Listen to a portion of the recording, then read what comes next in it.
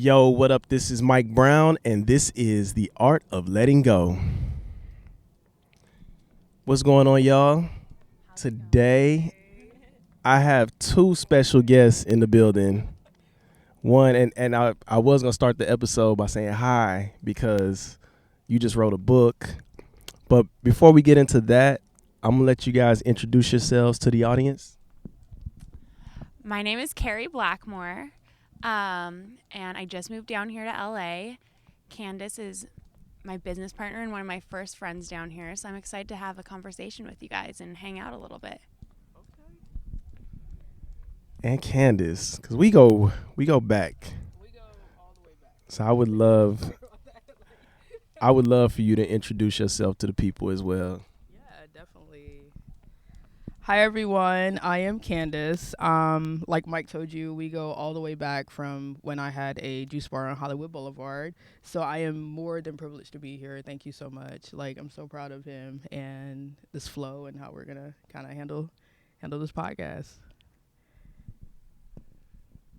I appreciate y'all being here. Well, first, I really wanted to start by thanking you guys for being here, but also talking about, some of the things you've been doing. It's been a minute since we've caught up. Yeah, And, when I first met you, you were doing farming and you were also doing the juice, and you're still doing farming in multiple ways. And, I really would love for you to just speak on your book, which is about growing your own marijuana, and let us know a little more about that. On the thank you. When you met me, I think that was the beginning of clean and exactly kind of like what we were striving to make people healthy, and not even make I think that's the wrong terminology I'm using. It was more of introducing them to a better lifestyle, of saying that just because you're in an artistic or artsy type of vibe, you can still have this healthy lifestyle, especially in Hollywood, where they don't really give you a lot on movie scenes or commercials. You get fast food and certain things. So going into clean, that was the entire gimmick that was my vision for clean in all essence. So with the beginning of that, we kind of just grew from there. And I think because I was raised in a farming setting in South Carolina, where I'm from, it just became natural for me to actually get in and say, hey, this is how I can contribute my space on earth. And while I'm here, I'm thankful for life and to be here, but I can contribute by helping people become and let them know, without food, we won't be alive. And so how can we mix that in with all these different superficial things that we have going on and help people understand, without what you're eating, you could be a lot better at what you do. And so I think that's where clean strived from what I felt I could contribute. And then it just kind of grew legs from there, per se. That's what's up. We kind of talked about it before, but I definitely wanted to talk to you about, because like I said, we've been knowing each other for a while, but our journeys have been very similar, because I remember when my grandmother was sick, your grandmother was sick, and your grandmother had passed and mine passed 2017. But I really wanted to talk to you about how you got through that and how did you heal from that, because I feel like I'm still on my own healing journey with all of that, and sometimes I'm moving so much that it doesn't really cross my mind, but when I do slow down, it does kind of hit me a little different. So I was curious to know what are you doing within your healing process? Oh, that's a good one. Because I don't feel like I really truly have healed yet. There's a lot deep within me that I think I had to deal with when my grandmother passed. My mom had me at an early age, so both of my grandparents raised me. And so my grandmother was my mother. That connection I had with her was obviously a mother and daughter connection. So when she got sick, it was it was preparation, because in my mind I had to realize, here she's older, she's my grandmother. I think it hit in the late in life that she was my grandmother instead of my mother. I think that's when it hit. So when she ended up getting sick, I dropped everything. Obviously, I fell off the map, and I went home and I spent every wakening moment with her, because I think deep down I kind of knew. I didn't want to face it. It was like denial, but I kind of knew. So I kept busy by doing work at the hospital. I think I slept there every day. The nurses would like bring me food. I would keep busy by working. And after she passed, it was almost like I didn't want to do anything. I just wanted to be in present moment of realizing what just happened to my life. My other grandmother is living. She's absolutely well, amazing. So that brought a stronger bond to saying like, hey, Candace, I think life just hit, like you don't have this much longer to kind of be in this space. So while you're here in this space, in this energy, it's important for you to let people know what's going on with you. Communicate, whatever you need to tell your grandmother now, tell her, establish that relationship that you feel maybe you're missing, and I don't feel like it was anything I was missing, but when you're realizing something is missing, then even the smallest things, then you attack that situation to make it bigger, is what I'm kind of getting at. So from that point forward, I began meditation. I began a lot of workouts.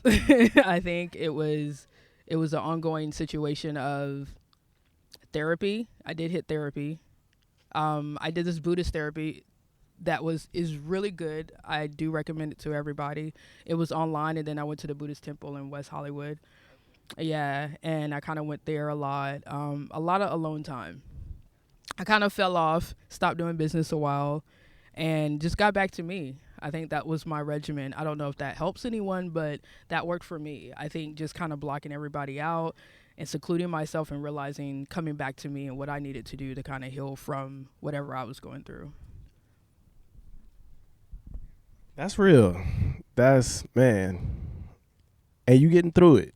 I think that's really dope, everything that you're doing. I have my own ways of, I meditate, do yoga, but I think creating has been a very helpful source for me of doing things. Shoot, I would love to know how you heal as well. So I guess I'll just talk about grandparents, because my grandparents passed away when I was way younger. And it was really, really hard for my family. And I was 14 when they both passed away, because they were like within a few months of each other. And it actually like really affected our whole family, because my mom was really depressed by it. So I think like being so young back then, I like suppressed so much of it. And I think that it kind of like came out later in life, being like, oh, like I wish I would have spent more time and like cherished them more while I had them. So that was hard, and I think that I just faced it later in life, and I think it's a lot of the things you guys are saying too, is like meditating, creating, kind of just appreciating the things that you have, and like taking the extra moments in life to, like, even with the really small things, being like, okay, I appreciate that, and you're realizing you're not going to have it forever. I think that was what it really opened my eyes to. So that would probably be it. And then like healing wise too, I think just exercising and trying to stay like mentally healthy too, That's really dope.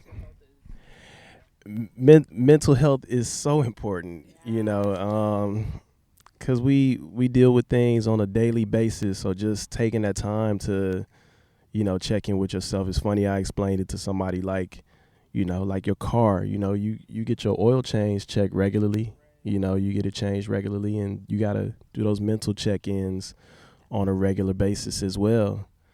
One way that did work for me, and it's funny, it still works, but it doesn't work as much as it used to.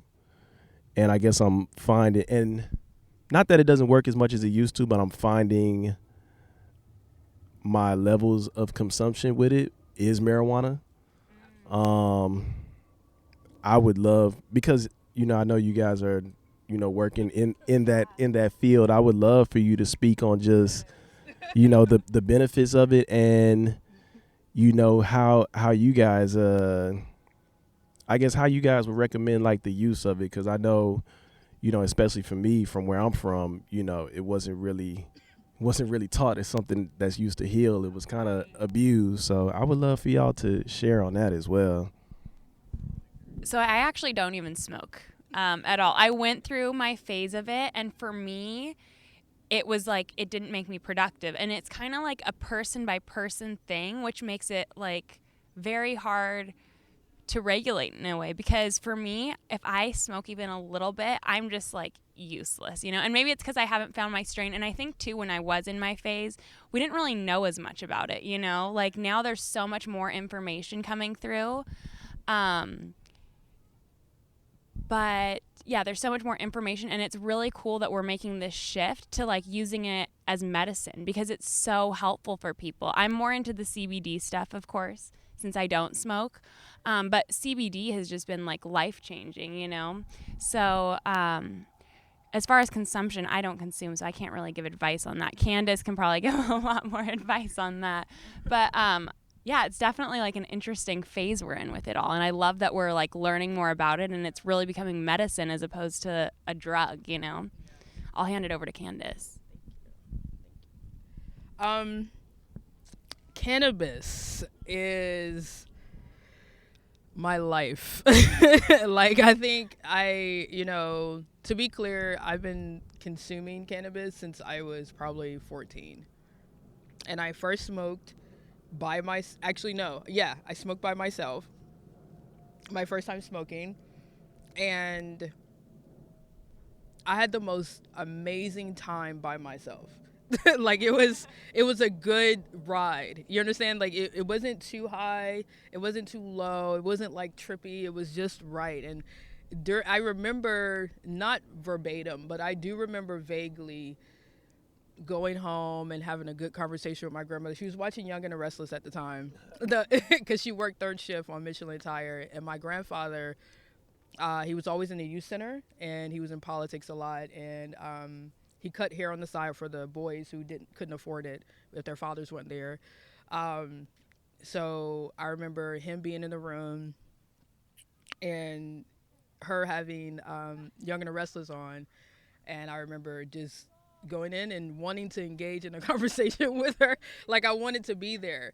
So I think at an early age, that made my experience so positive that from then on, it was just like, oh yeah, this is the space I'm in. It wasn't an influential thing with my friends. It wasn't peer pressure. It wasn't, oh, let me get drunk and smoke some weed. It was like, let me smoke this and see how I act. And as soon as I smoked it, I literally rode my bike home and was like, okay, what are you watching? And she was like, oh, Young and the Restless. And I was like, great, how's school? And I was like, it's good. Like, I did this. It was a great conversation. And I went to bed. Yeah. And every day after that was like, oh no, I got to have this in my life. Like, this is great.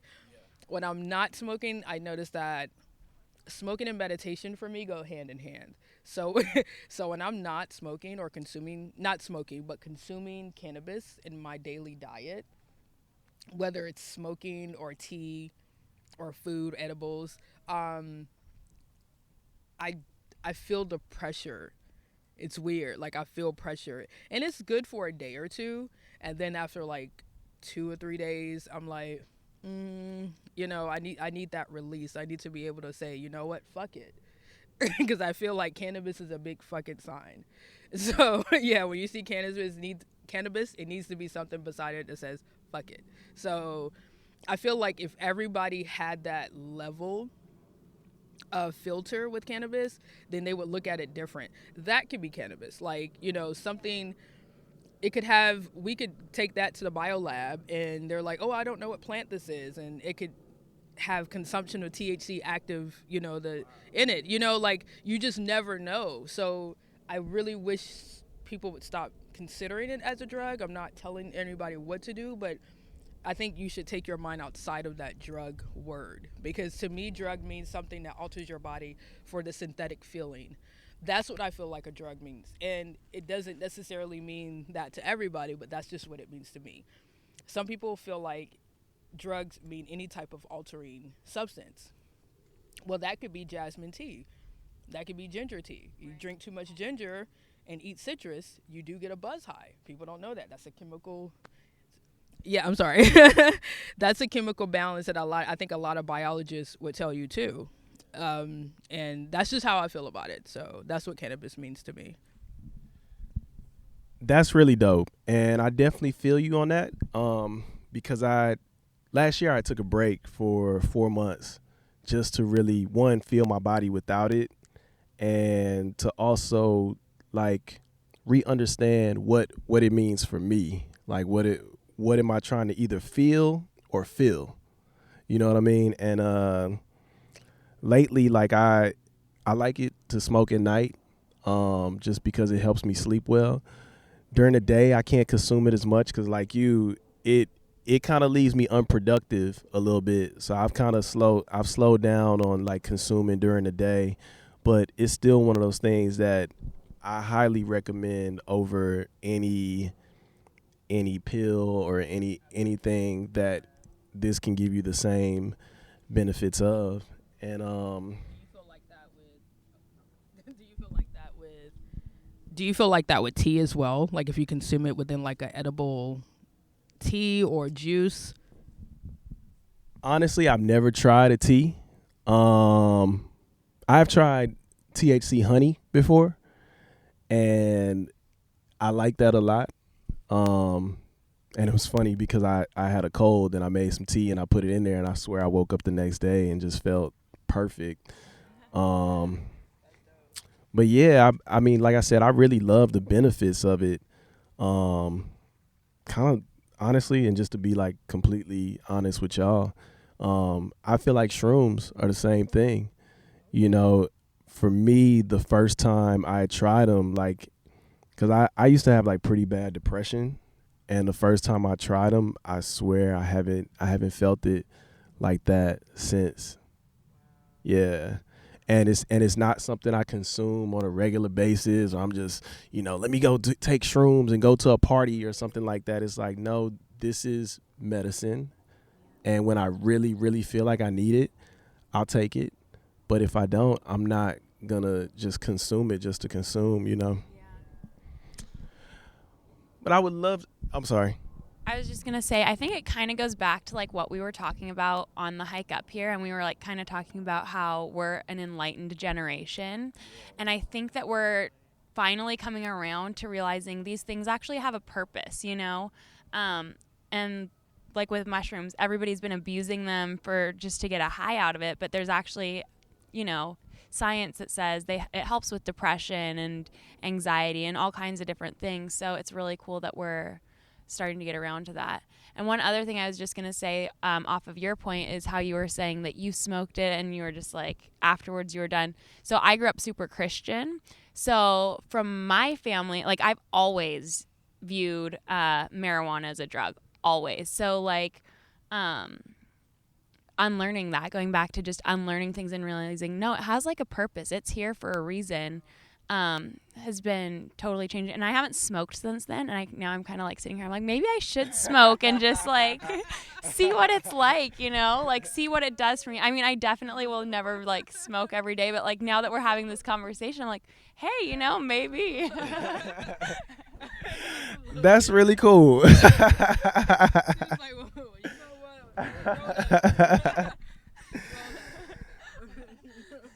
So, ladies, now that we've talked about THC quite a bit, I would love to know what this book is about.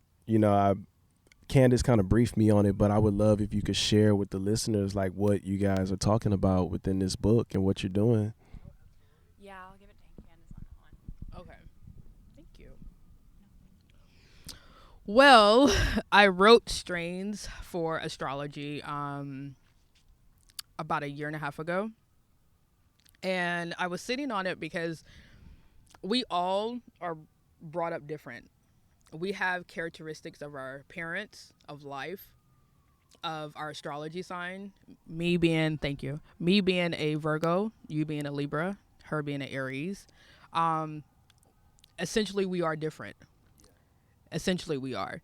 Now, I kind of realized that going into writing strains for astrology, and I wanted this to be a guide to say, hey, there are strains out there, original OG strains before the crossbreeds, before the GMO seeds, that people need to actually see and see how they affect them. Let's take it back first. In order for us to understand something, we have to understand the origination of it. And so in my book, I labeled I'm a Virgo, so I know my triggers. My trigger is we're extremely hard on ourselves. We're critical, extremely critical of self first. We look in the mirror first. We're the only sign of astrology that's a human, supposedly. So, of the cosmos. So, we're very serious. We feel things deeper than a lot of individuals. We take things more personal, and we have a sense of need to please. If we don't, then we don't feel whole. And with those characteristics, I realized that certain strains will send me down that spiral. So I had to take time for me to say, hey, Candace, what's making you feel like this? What strains is bringing this out? The strains is good for Libras is you guys like to stay in the sky. Everything's free, nothing too serious, not too strenuous, not too much pressure. Everything needs to be smooth, and you love the art of love. And so with that being said, I had to look at strains that brought me out of that mind frame that I normally would be in. And I had strains that brought you onto a mind frame that bring you back down to earth sometimes when you're too far up. So I switched it around. And fire signs. You're really easygoing, I would say. You have a need for structure. You have a need for structure. And a lot of times it's too much. A lot of times it's like, hey, not everything needs to be structured in a certain way. Fire, once you're there, you're there. Fire can be destructive. It can light you and it can burn you. So earth can give you food or it can destroy your entire life. Air can suffocate you or it can give you life. So, so we have to know where we fit in the circle. And I think that's what this whole book was about it for me. So I took the time within this year and 4 months to say, hey, call, ask about the strains, smoke a little bit. I'll probably say like 60% of those strains I've actually smoked. And I felt it. Like, yeah, absolutely. Yeah. It got me out of my element. I had a trip on Scorpio. Their strains, I had a trip on those. I don't like those strains at all. Like, it was not good for me. Your air sign strains had me too floaty, but it was cool. It was like, you know what? I can't do shit today because I really don't want to. The strains I picked for Aries, Sagittarius, and Leos, they had me more on fire, more like, you know what? We're going to get this shit today. You know what I mean? Like, and I'm a Virgo, so I'm more business. So it's like business plus the fire. It was like, oh, there's no stopping me. Like, you're going to do this and we're going to sign this deal. So I think it was really fun. This book was fun for me. And our second book that's coming out is teaching people how to actually grow in their homes and make a residual income from it. And that's something that Carrie can kind of pick up from there on because she's really good at the cannabis banking and the financial side. That's your girl. Yeah, so I started doing credit card processing for cannabis maybe like 6 months ago, actually. And it's been really interesting because it's not federally legal yet. So all these businesses or, all these dispensaries had all this cash and know where to put it, so people were literally like stuffing their mattresses and not able to put it in a bank. So it's been really like the business side of all this is really what got me into the cannabis industry at all because I had such a passion for how it all worked, not being federally legal at first, and like now the laws change every 30 days easily. Like it's such a wild west that we're working in. But the credit card processing, like when I heard one of my old bosses actually introduced me to it. And when I heard what he was doing, I was like, I have to be a part of that, you know? Like, it's such a huge relief for these businesses to be able to put their money in a bank, you know, and to accept credit cards. And I've just learned so much about it along the way. So it's been a really cool journey. It's someplace like I never, ever thought I'd be in the cannabis industry. And here I am. Like, I had a meeting yesterday. It's just like I'm like constantly surprised by the people I get to meet in this industry because they're doing huge things. Like, they're changing the world. You know, anyone that's in this game right now is like, we're making history. So, and it's like now everybody's kind of like hesitant right now to get in the game, you know, and it's like right now's the time because in a few years from now it's going to be too late, you know. I don't know. It's just been really, really cool to see the transition of it. As far as banking, I mean, I don't know what else you want to hear from me on that. I mean, because it could be kind of boring to listen to all the ins and outs of it. So, no, I mean, I just think the industry as a whole is like so fascinating, and I love the time that we're in. I think it's just such a cool and exciting time to be in this part of the space, you know. I'm sure a lot of people are going to be looking forward to getting into that book and just how to like make some income off of it, you know. So I look forward to seeing what you guys are bringing. Where can we find the book that's already out? Right now we're on Amazon, and it's Strains for Astrology on Amazon, and it's also on iBooks.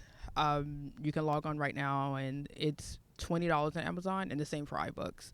The Canaponics will be around the same range, which is $20 on both prospects.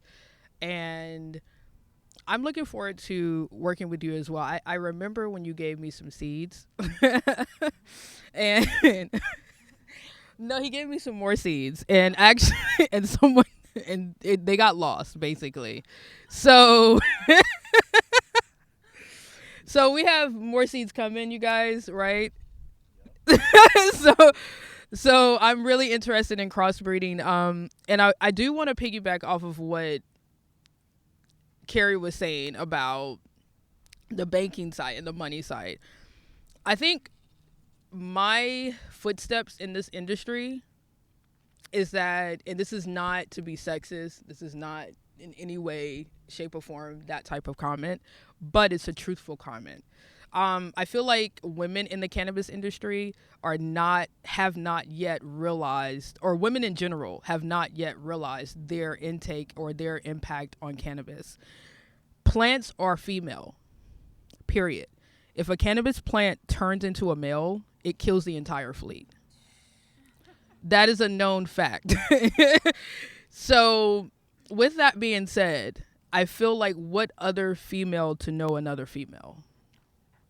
And I think I want to leave it like that. So if you're looking, if you're looking to be in this industry and you're an amazing woman who has a green thumb or who even wants to try, I would suggest reaching out to us or even downloading the Canaponics and starting your home. There are legal ways. It's not illegal. There are legal ways for you to go down to the city and get your license for just growing a few that help you with your depression or anxiety, and they do grant you like 20 to 30 plants in your home. So you're able to do this for like $200 or $300. And the laws changed, like she said, so I would just check with your city, but I'm pretty sure that law has been consistent. Get a medical card to grow and start doing it in your home and use fish because it's organic matter, and you don't have to buy, if you're struggling, you don't have to buy the food. Fish creates poop, and poop has nitrate in it, and you need nitrate. They all grow on nitrate. That's a normal growth for a plant. So I really feel like this is the beginning of women, single moms, passive income. This is really important because out of the trillions of dollars that the government made last year, only 0.12% were women. That's a very low amount. That means basically 150 to, and correct me on the math, like maybe $200,000 of that went towards women. So that's nothing.